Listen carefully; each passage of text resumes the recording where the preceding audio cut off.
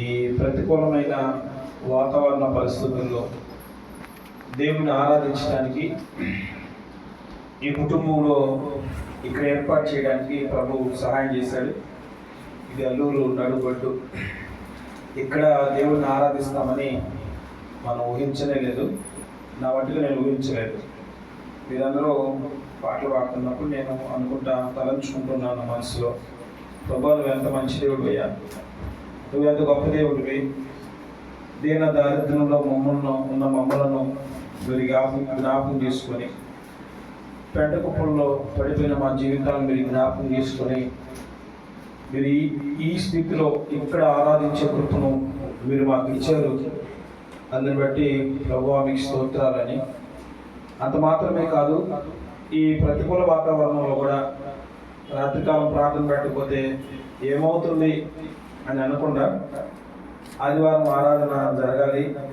ఏదో రకంగా ఈ కుటుంబస్తులు మరి మనం అడగకముందే ముందుగానే ఈ ప్రాంతంలో ఇల్లు తీసుకోవడం, దాని వాళ్ళు మనకు చెప్పడం, ఈ రీతిగా మనం కొద్దిమందినైనా చేరరావడానికి ప్రభు సహాయం చేశాడు. హల్లెలూయా, హల్లెలూయా. కొరింథీయులకు రాసినటువంటి మొదటి పత్రిక 16వ అధ్యాయం 8వ వాక్యాన్ని కాస్త మనం చదువుకుందాం. ఈ చుట్టుపక్కల అందరూ కూడా ప్రభువుని నమ్మని వాళ్ళు ఉన్నారు నాకు తెలుసు. అయినప్పటికీ కూడా మనం చేస్తున్నటువంటి ప్రార్థన ఒకరోజు ఫలభరితంగా మార్చబడి అనేక మంది దేవుని బిడ్డలుగా మార్చబడేదానికి అవకాశాలు ఉన్నాయి. హల్లెలూయా. ప్రార్థన అనేది సజీవంగా ఉంటుంది. ప్రార్థన ఎప్పుడూ ఉంటుంది. కాబట్టి దేవుని వాక్యంలో మనం ధ్యానం చేద్దాం. కొరింథీయులకు రాసిన పత్రిక 16వ అధ్యాయం 8, 12, 13 వాక్యాలు చదువుతారా ఎవరైనా? కొరింథీయులకు రాసిన మెలకువగా ఉండుడి, విశ్వాసమందు నిలకడగా ఉండుడి, పౌరుషము గలవారై ఉండుడి, బలవంతులై ఉండుడి. మీరు చేస్తున్న ప్రతి పని కూడా ప్రేమతో చేయండి. ప్రార్థన. నమ్మదగిన మా తండ్రి, మీ పాదములకు స్తోత్రాలు చెల్లిస్తున్నాం. ఈ రాత్రికాల సమయంలో నాయనా ఈ ఆదివారం ఆరాధన చేయడానికి మీరు ఇచ్చిన అవకాశాన్ని బట్టి స్తోత్రాలు. ఆనాడు పౌలు ప్రభువా రాత్రికాల ముందు మేడగదిలో తన విస్తారమైన వాక్యం ఇచ్చినప్పుడు, ప్రజలు ఉంచినప్పుడు ప్రభువా తండ్రి ఐదుకునేటువంటి అవసరం పడిపోయినప్పుడు అయా ప్రార్థన చేసినప్పుడు తండ్రి మీరు మరలా తిరిగించిన ఇదిగో తండ్రి ఈ రాత్రికాల సమయంలో మేము చేస్తున్న ఈ ప్రార్థన పాటలు ఈ చుట్టుపక్కల వారందరినీ ఆశీర్వదించడానికి సహాయం చేయమని ప్రార్థిస్తున్నాం. ఈ అల్లూరు నడుగొడ్డులో చేరి ప్రార్థించే కురిపించారు. మా సహోదరులను మీరు ప్రేమించి అనుగ్రహించిన శ్రేష్టమైన ఈ గృహాన్ని బట్టి, వాతావరణాన్ని బట్టి, అనుకూలతను బట్టి మీకు వందనాలు చెల్లిస్తున్నాం. ప్రభువా చేరొచ్చిన మాతో మీరు మాట్లాడమని, మీ నామానికి మహిమ తెచ్చుకోమని యేసుక్రీస్తు పరిశుద్ధ నామములో ప్రార్థించి అడిగి వేడుకొంచున్నాం తండ్రి, ఆమేన్. విశ్వాసికి ఏ ఇంటికైనా మూలం ఏంటంటే 4 స్తంభాలు, 4 మూలలు. పాత రోజుల్లో ఊరు పాకలు ఉండేది, ఊరు గుడిసెలు అంటారు వాటిని. అవి మెయిన్ నెట్టాళ్ళు చాలా ప్రాముఖ్యమైనవి. ఓ విశ్వాసి జీవితం ఆశీర్వాదకరంగా కొనసాగించబడడానికి ఈ 4 చాలా ప్రాముఖ్యమైనవి. నేను మేడం గారిని బట్టి నేను ఎంతో దేవుని స్తుతిస్తున్నాను. ఒక మేడం గారికి ఒక చిన్న పాప ఉంది, అయినా కూడా అక్కడికి ప్రార్థనకు వచ్చేది. మా పాస్టర్ చెప్తుంది ఇంకో బాబు కూడా చిన్నోడు ఉన్నాడని. నిజంగా వీళ్ళందరినీ క్యారీ చేసుకుని వాళ్ళని స్నానం చేయించి రెడీ అయ్యి ప్రార్థన అంటే కష్టంగా ఉంటుంది.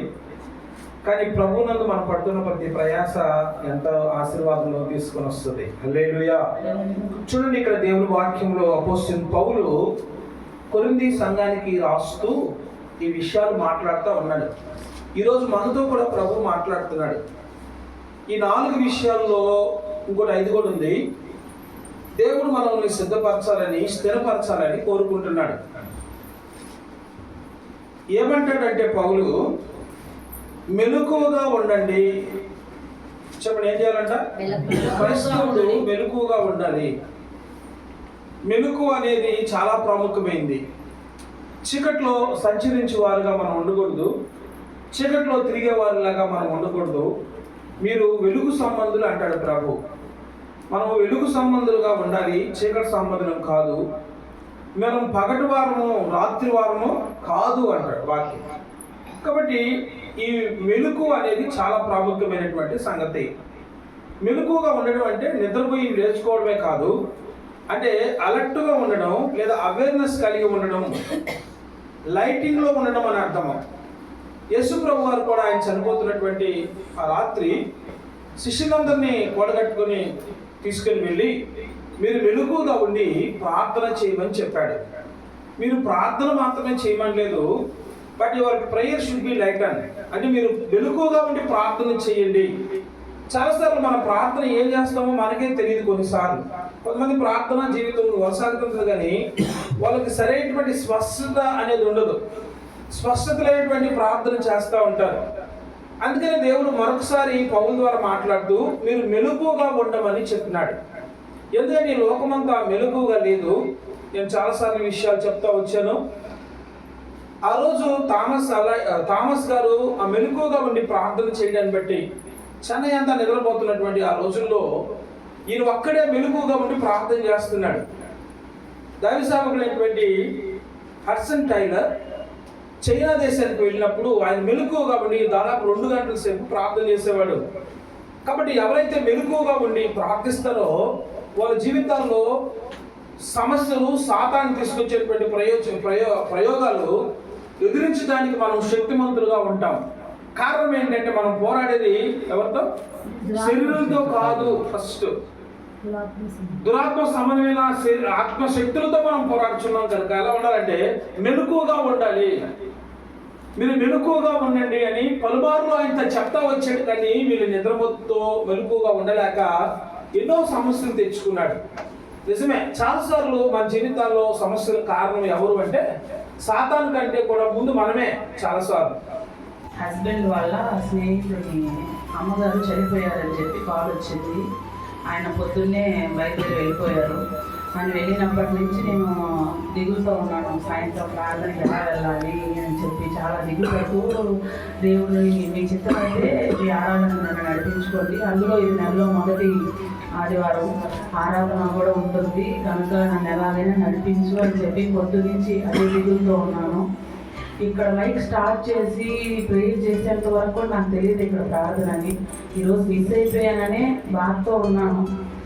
అంటే పిల్లలు ఉన్నారు కాబట్టి తలుపులన్నీ వేసేసుకున్న లోపల ఉన్నాను. నాకు తెలియదు ఇక్కడ ప్రార్థన అని కూడా. ఇంకా సౌండ్ వినగానే నాకు ఎక్కడ సంతోషం వచ్చింది. దేవుడు జరిపించిన కార్యం ఇది. నిజంగా అది చెప్పకపోతే నాకు ఇంకా మనశ్శాంతి ఉండదేమో అన్నట్టు ఇప్పుడే పాస్టర్ గారిని అడిగి నేను సాక్ష్యాన్ని చెప్తున్నాను.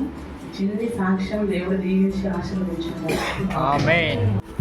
మహోన్నత కన్యమంతటి స్తుతులు స్తోత్రాలు తెలియజేసుకుంటూ వస్తుంది. ఇంతవరకు ప్రభు పౌలు ద్వారా అనేక విషయాలు మాకు తెలియపరుస్తూ ఉంచారు. మమ్మల్ని బట్టి స్తోత్రాలు ప్రభావయ్య తండ్రి. మేము మెలకువగా ప్రార్థించేటువంటి కృపను అటు తండ్రి కలుగు చేస్తున్న విధానం బట్టి స్తోత్రం. ఇక్కడ వచ్చిన బిడ్డలందరినీ కూడా మీరు జ్ఞాపకం చేసుకున్నారయ్యా, అతను బట్టి స్తోత్రాలు. మీరు ఇచ్చినటువంటి గొప్ప భాగ్యాన్ని బట్టి వందనాలు తెలియజేస్తూ వస్తున్నాం అయ్యా. విశ్వాసం నిలకడగా ఉండేటువంటి కృపలు అతి ధన్యతలు కలుగు చేసి అడుగుతూ వస్తున్నాం నాయన. నీ యొక్క విశ్వాసంతో ప్రార్థించినప్పుడు సమస్తం కూడా సమకూరు జరిగించే దేవుడు ప్రభువా. అయ్యా శ్రద్ధ కృష్ణ దానియలు వాళ్ళు ఎలాగైతే మీ సన్నిధిలో పౌరుషం కలిగినటువంటి బిడ్డలుగా ఉన్నారు, ఏలియా కూడా ప్రభు ఎంతగానో అనేక మంది బయటను ఆరాధిస్తూ ఉన్నప్పుడు ప్రభు నా తండ్రి నేను ప్రార్థించాను, ఆయన ఆకాశంలో దిగి వస్తాడని అయ్యా ఒక్కడిగా ఉండి ప్రార్థిస్తూ ఉన్నాను, పౌరుషంతో ప్రార్థిస్తూ ఉన్నాను. అయినా అటు అపేక్ష ప్రార్థించే వారుగా ఉంటున్నాను.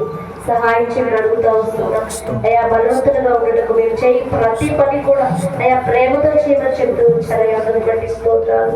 నిజమైన దేవుడు విశ్వాసంగా నీ సన్నిధిలో ప్రార్థించినప్పుడు అన్ని విషయంలో ప్రభావ మీరు ముందుగా ఉండి సమకూడి జరిగిస్తున్న విధానం బట్టి స్తోత్రాలు. ప్రత్యేకంగా ఈ కుటుంబాన్ని జ్ఞాపకం చేసుకున్నారు నాయన. చక్కగా ఇక్కడ ప్రార్థన జరగడానికి ప్రతికూలమైన పరిస్థితులు కూడా అనుకూలత మీరు దయచేసినందుకు స్తోత్రాలు ప్రభావ. ఇది గొప్ప భాగ్యాన్ని అనుగ్రహించినందుకు వందనాలు తెలియజేస్తున్నారు. ముందున్న కార్యక్రమం అంతట్లో కూడా మీరే ప్రభు తోడై ఉండమని నజరేయుడైన యేసయ్య ఉన్నత పరిశుద్ధ నామమున ప్రార్థన చేసి అడిగి వేడుకుంటున్నాను తండ్రి. ఆమేన్.